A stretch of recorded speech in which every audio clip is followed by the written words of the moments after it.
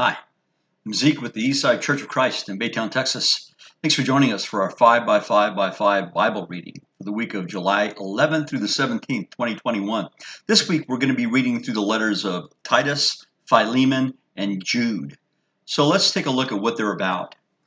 Titus 1 begins with Paul giving instructions for Titus to set certain things in order while Titus is at Crete, specifically the appointing of elders in every city, as Paul puts it.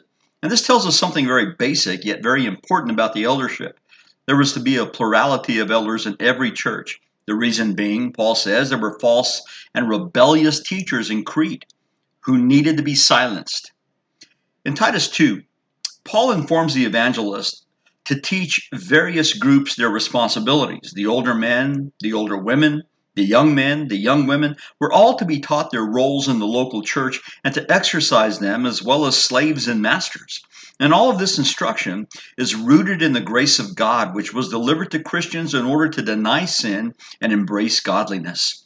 Titus was to give himself completely to the mission of teaching these things. Titus chapter 3 summarizes Titus's work to teach the church, to be submissive to leadership, to instill a Christian lifestyle, and to silence those false teachers. Paul reminds about our undeserved salvation and that the saved should be careful to engage in good deeds. Paul concludes the letter with a hope to see Titus soon and sends greetings on behalf of those with him, as he usually does. Philemon is a very personal epistle, apparently written to a friend and Christian brother about a runaway slave.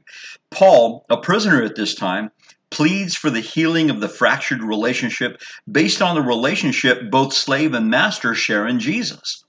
Paul says he will send Onesimus the slave back to Philemon the master in hopes that Philemon will receive him back as more than a slave, a beloved brother, as Paul puts it. The apostle concludes with the hope that the prayers of Philemon will be answered and that Paul will be released soon, hopefully to see Philemon.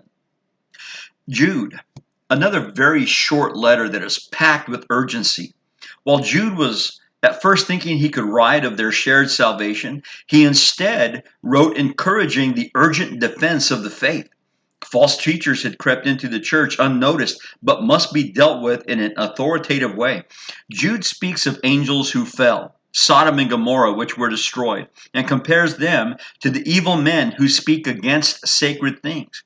He exhorts his recipients to maintain their own salvation while trying to snatch others out of condemnation. And he concludes with honor to God and utter confidence in his way. Well, those are the snapshots of Titus, Philemon, and Jude. And I hope you'll get the opportunity not only to read them, but to take your time in reflection and responding in prayer. Hope we'll see you again.